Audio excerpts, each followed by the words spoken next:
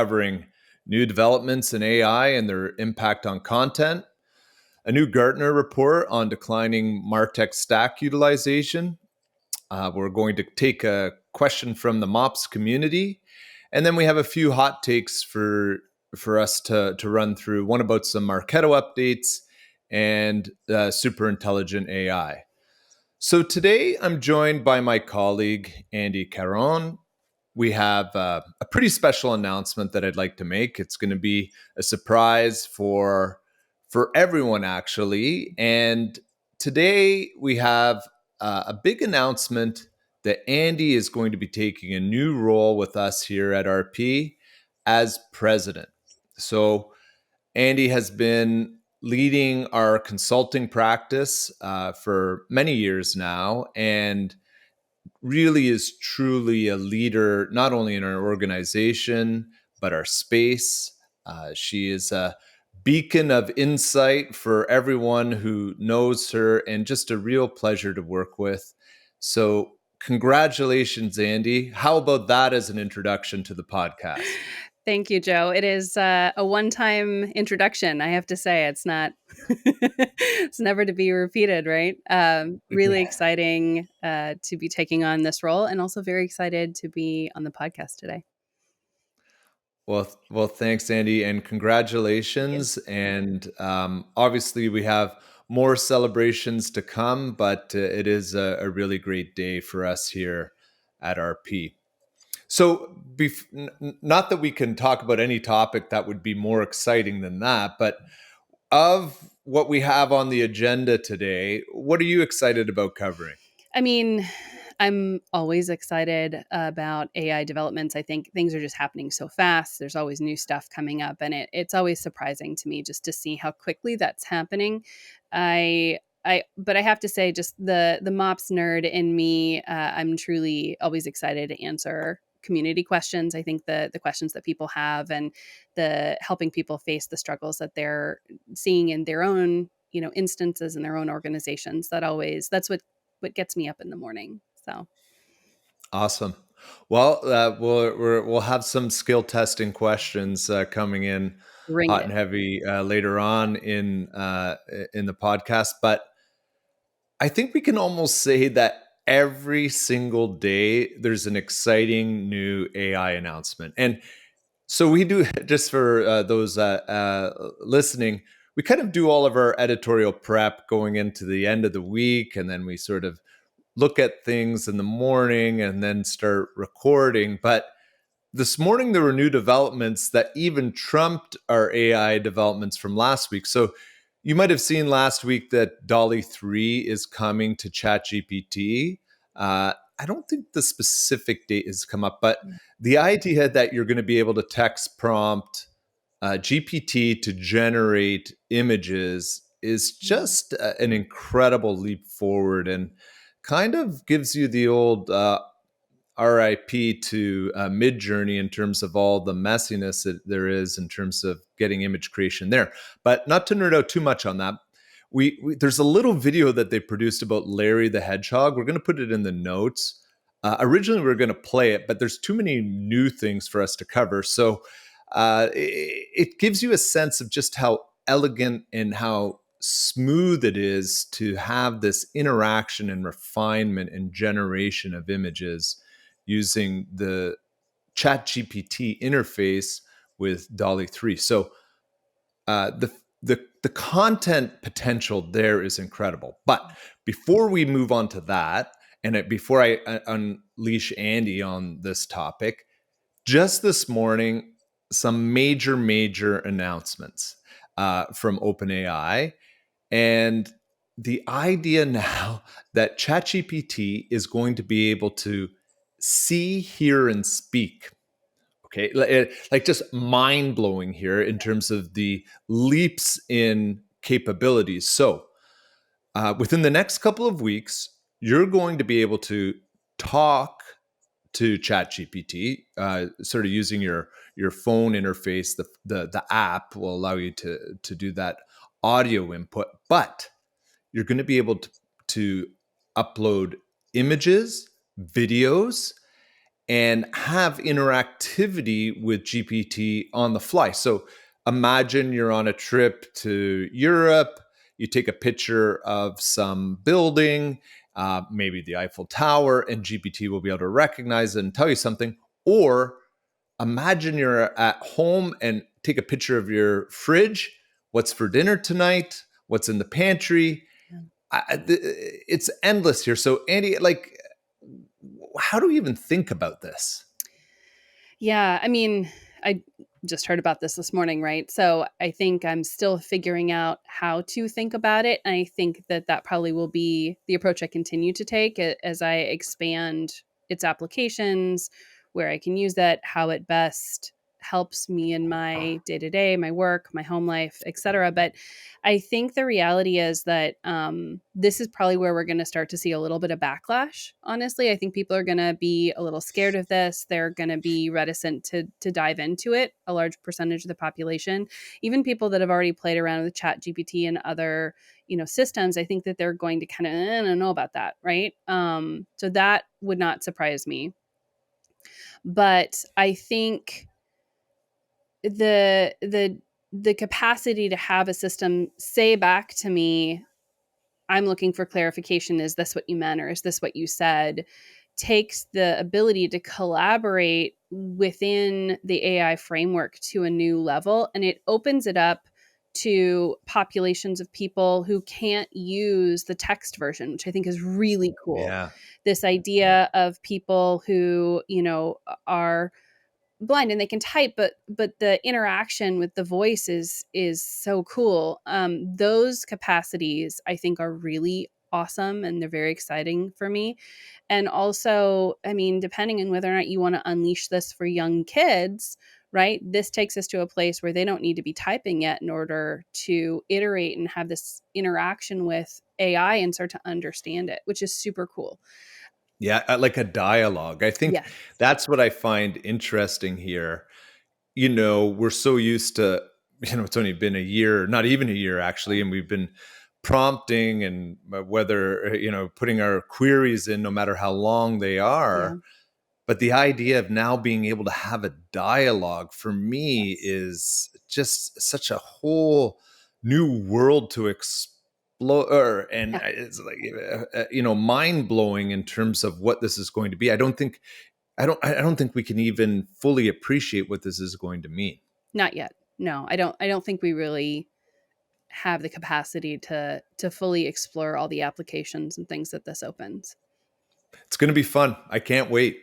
I know there's going to be those that are going to be a bit reluctant, but I'm definitely going to dive right in head Yeah. first as soon as this is available. Yeah.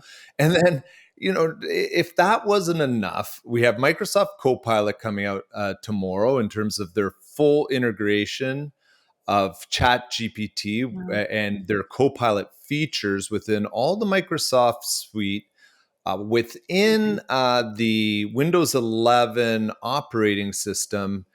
This is going to be an amazing week for new developments. Yes. Uh, and then we just saw as well this morning that Spotify has just announced that with their partnership with OpenAI, any podcast now can be translated or will soon be able to be translated into other languages. And you and I, Andy, our German is just going to be spotless in a couple of weeks. Just what I've always wanted. Well, I, I think it'll actually be pretty fun to hear our dialogue going back and forth in German Yes. and not fully even understand it. And then I think the final cherry was the translation on Spotify. But if we put another few sprinkles in there, another massive announcement with Anthropic and Amazon and a massive $1 billion partnership that they have launched as well. So just every day there seems like there's something mind blowing that's coming out and pretty exciting stuff for us. And when we get to that idea that we talked about last week, and Andy, you and I have had a chance to talk about this in terms of the pyramid of content and the idea that there's just Yes. going to be so much of this content for us to wade through. And we're going to need to really try and focus on how do we get that content that's original and break through. We're going to have some really fun stuff over the next little while. Yeah, absolutely agree. Okay, uh, now we're going to shift gears a little bit into a recent Gartner study that just came out. And this was a study of marketing leaders going back to May, June of this year. And the key finding was that they found that MarTech utilization declined from 42% in 2022 to 33% in 2023. And which is kind of shocking because one of the quotes that came out of that study was not only is utilization low, but it's declining year over year while people are buying more. It's a big problem. When I talk to CMOs, they all know it, they all feel it. And that's a CEO quote coming from the study.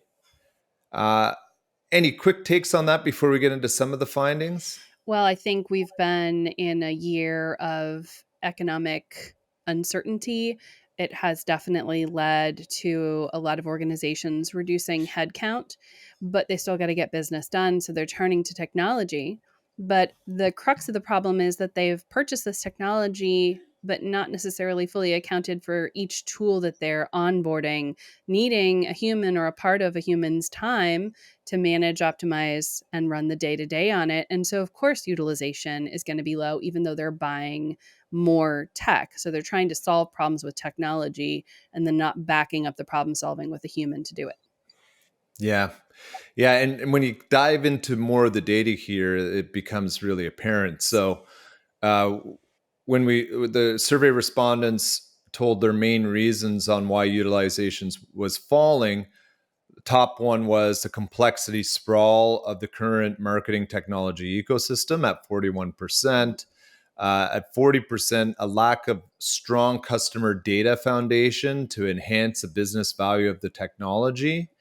Next, in as 40% as well, inflexible governance that inhibits new or innovative business processes.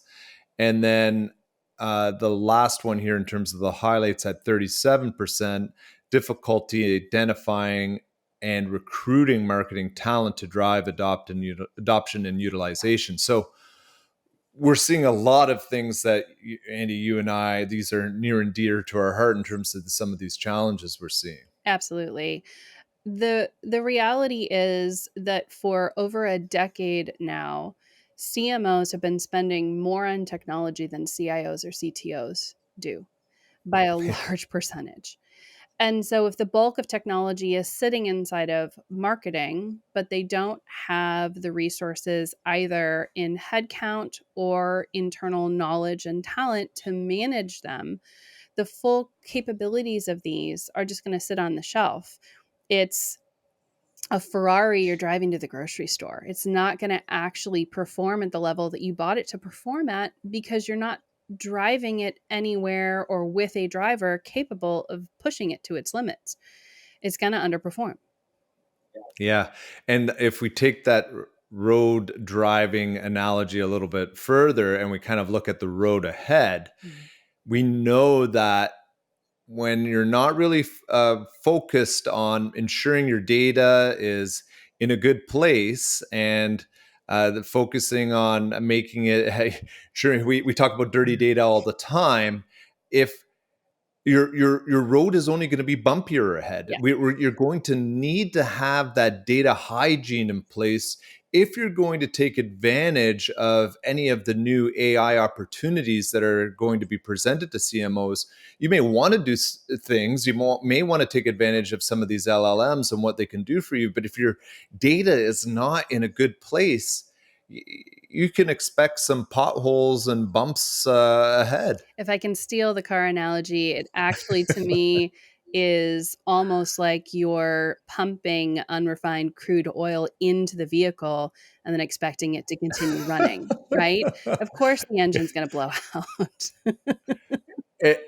For I those know. Too much. Andy and I can take analogies forever. It's literally one of our favorite things to do on calls. So there's no shortage to us building on each other's stories here. But yeah, like these points that are coming out in this study are basically our day-to-day life. I feel like our clients are feeling this. We're seeing this, and so there really needs to be some focus and prioritization if these issues are going to be addressed. Yes.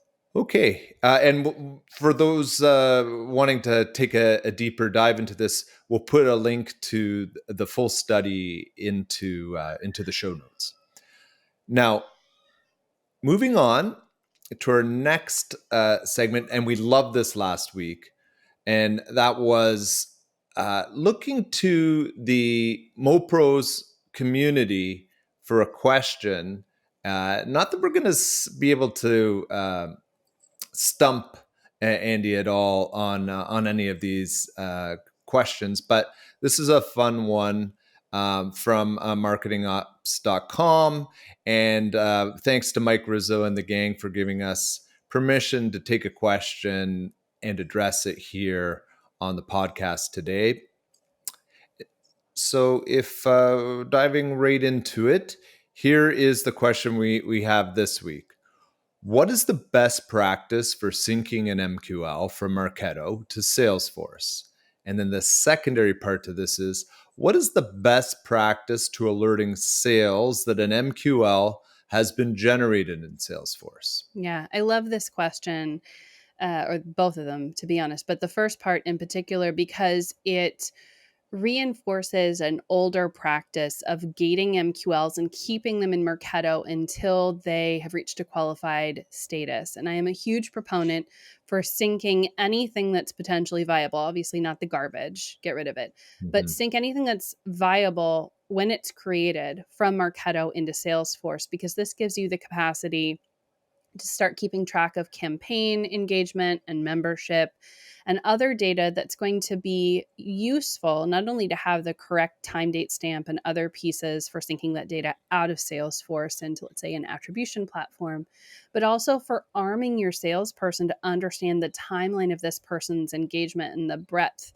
of what they've engaged with. If you're only syncing at MQL, then you won't have any of that data, or the time date stamps will be wrong because they'll represent when the person was synced to Salesforce and not when those engagements actually happened. So that's the first Right. piece. If you're syncing earlier, though, how do you alert sales that an MQL has been created or flagged? So typically we do this with a lifecycle status value change to change that person into MQL.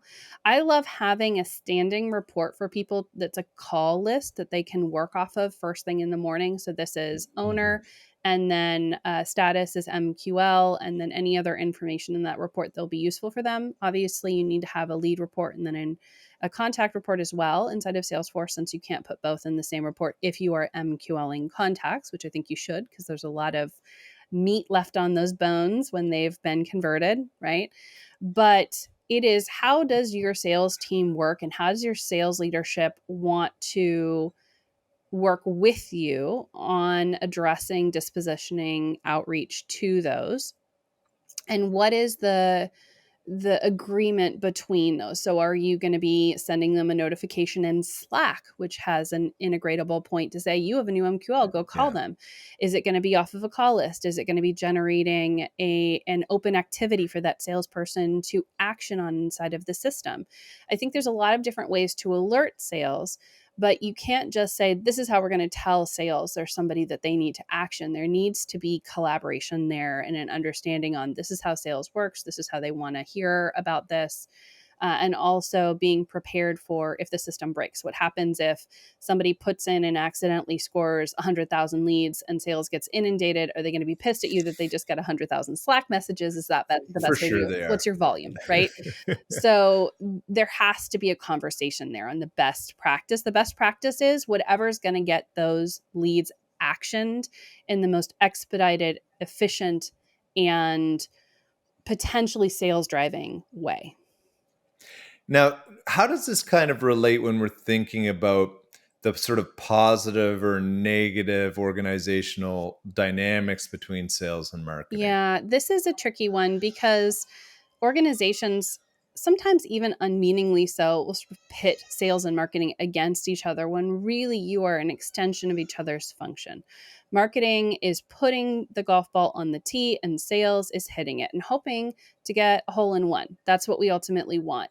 But if it's not that collaborative, if there's conversations around credit, this is sales. Sale versus marketing's sale. You're working together, you're a team. And so the data, the processes, and the discussions all need to reinforce that synergy rather than the separation of the two. And I find that in organizations where they're looking at something like a RevOps team that has sort of both under its umbrella, or there's less of the siloed effect happening, that there is a more positive dynamic there.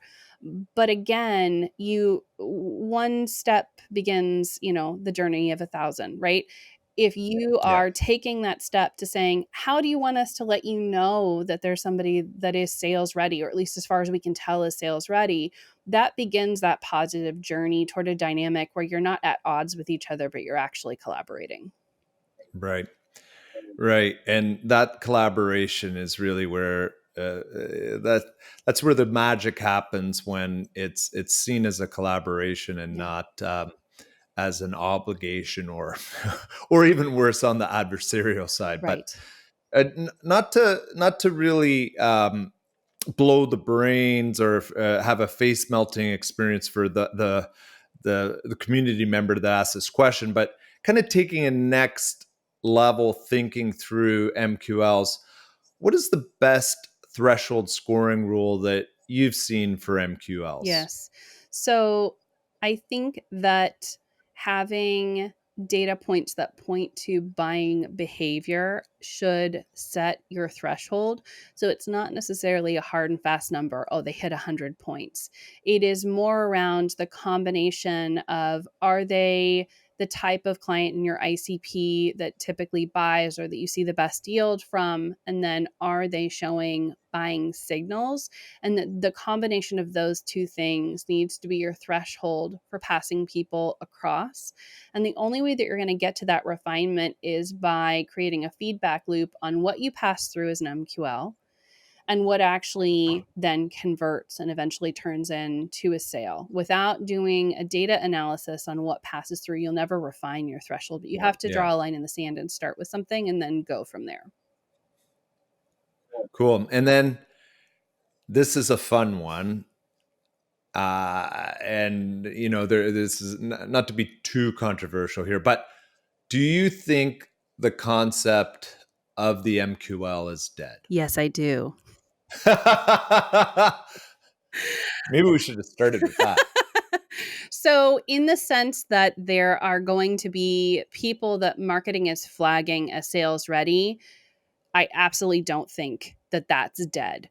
But I think that we've moved into account based marketing, account based buying, and that there is this sort of legacy concept of the MQL that just won't die, but it needs to, in my opinion. I know that's probably controversial to say, but the reality is we need to be able to identify qualified accounts, or if there's a single individual that's really hot and heavy all over the content, the website, whatever, definitely to flag those.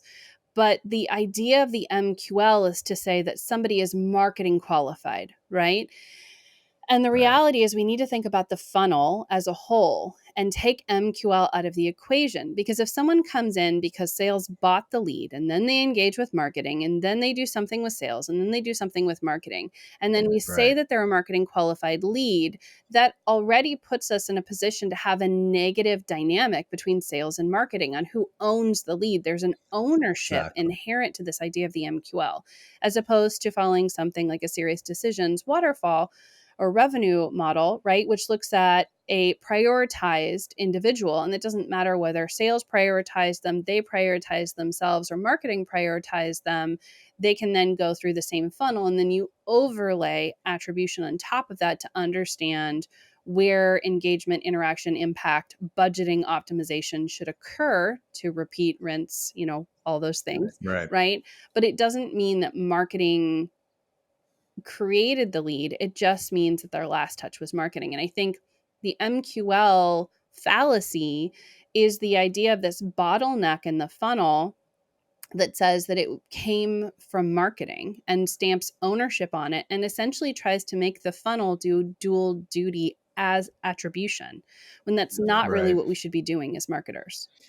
Yeah, it's more dynamic than that, and you lose the dynamism by Yes, just calling it an MQL. agree.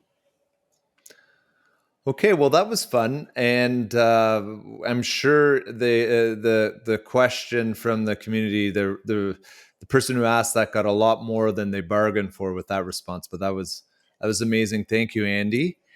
And so before we move into our next segment, I'd just like to thank our friends at NAC for sponsoring today's episode. NAC is a no-code platform that allows you to build campaigns in minutes. And you can use the NAC Inspiration Center to find hundreds of real-world email and landing page templates. It's pretty cool. You can actually go in and browse and see some of the best templates in the world, and then use them in your own environment and adapt and use that. I find that absolutely incredible. So empower your team to be more creative and bring campaigns to life faster. Visit knack.com to learn more. That's KNAK.com. Okay, so we're going to move into our hot takes segment. And this is Andy's first time, and we're going to talk about a couple of changes coming to Marketo and some other fun conversations related to AI.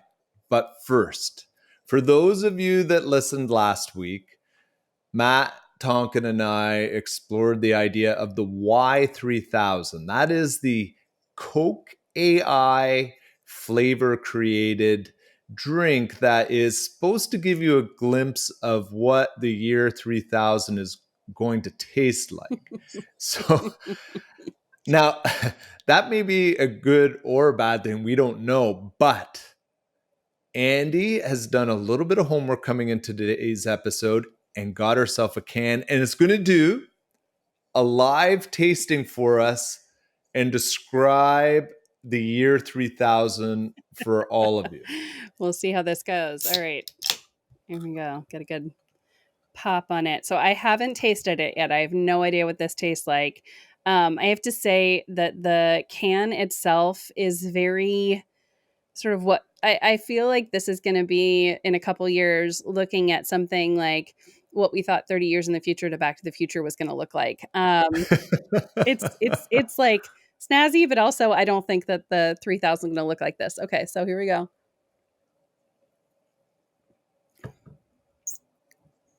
It's very sweet.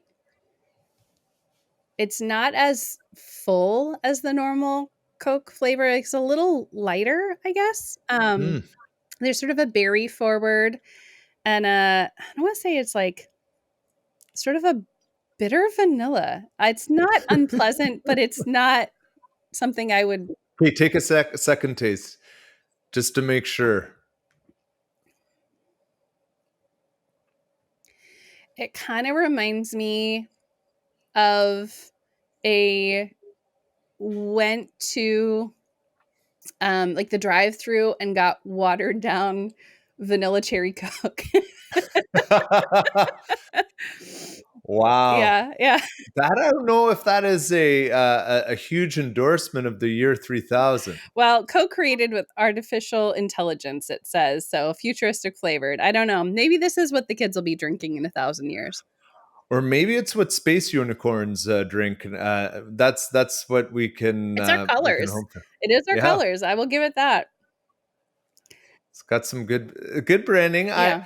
listen. I think it's fun that they've jumped in and Yes. are trying some things out. And if the one thing we can take away from it, if they haven't nailed the taste, they've really nailed the idea of experimentation, Yes. which is something that we've been preaching for a long time. You gotta play around a little bit, see how this is going to work for you and your organization. And Coke taking this and saying, "Hey, Yeah. let's create a new flavor and experiment with this a little bit, I think is a pretty cool use of AI in the really, really early days.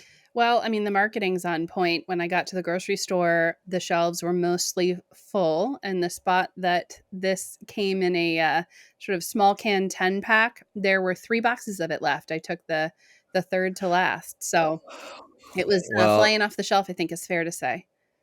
that's cool. And unfortunately, us north in the Great White North, we don't get to have access till tomorrow. So Yeah. we'll be hitting the grocery stores It is bright and quite early to see carbonated, I'll say that. it. Amazing. Well, I that was a real surprise for this week, and thanks, Andy, for doing that little bit of homework for Of us. course. Yeah, cleanse Yes. and Not giving it's us not the bad, but I don't know if I would giving us preach the for it. sommelier take of what the year 3000 is going to be. Anyway, I'm still pumped, and I can't Oh, wait it's fun. to force my family to try it at dinner tomorrow, hopefully. Okay, so let's move into our hot takes and some new releases coming out uh, in September, and the two that we want to just touch on. And the first is on the interactive webinar event program as it pertains to Marketo. And so, Andy, do you want to talk a little bit about the localization and user access management elements there? Yeah, so the 2 pieces from the September release that I found most interesting for their big quarterly releases really are following this trend that we saw at Summit of this do more with less. And one of those is the updates to the Marketo Interactive Webinar Event Program. So this is a new program type that Marketo's brought to the fore. Pardon me. So Marketo has brought this to the fore to essentially allow people to offboard with their existing webinar vendors and to use Marketo as their actual webinar vendor. At a certain scale, Hmm. it's free. You don't have to pay more for it. And so that do more with less piece is very present in this. They are adding in September localization for interactive webinars. So, this idea that you can either set the desired language or the user who created the event program, if their language is specified, that can be applied is very cool. It's an automatic application. And then also, they've added user access management for interactive webinars. So that means that you can give permission to someone to come in and manage the webinar piece without giving them access to the entirety of the system. Hmm. And that's great because I know, Mar- Marketo isn't necessarily the top of the like they're not the best with access management, and so people sometimes struggle with this on who they even give access to any piece. So having a user that's specifically set up for this function is really powerful. Yeah. It's funny to think of this localization element, and then Spotify is going to allow us to do our podcast in German in a few weeks. So, but an interesting development and advancement. And I do appreciate that more with less element. So the other element that you wanted to talk a little bit about was the dynamic chat updates for conversational forms and meeting bookings and smart list targeting. Do you want to Yeah, so there's hop a into those a little bit? There's a whole slew of updates coming for dynamic chat. And again, this is a functionality that exists for users of Marketo Engage. If you have Marketo Engage, you have access to dynamic chat, which is huge. It may mean the difference between retaining a head count or being able to spend that budget on another tool that you really want or need if you're using chat currently or thinking about using chat and you need to build a use case and a business case for it. They've added conversational forms, which is really cool. They are giving you the ability now to customize the meeting booking settings. So when they're allowing people to book meetings via the chatbot, not just a standard one size fits some approach to that, but actually having that be customized. And then the other one that I really love is this idea of being able to set the dialogue criteria or how these chat components react to the person based on there being in a smart list inside of Marketo. And so that means if I have my top targeted list or other things inside the system where I want to really focus on these, or if I want to give a different chat experience to customers, that I can build smart lists inside of Marketo that allow me to do that natively inside my chat tool. And that's really cool. Yeah. Awesome.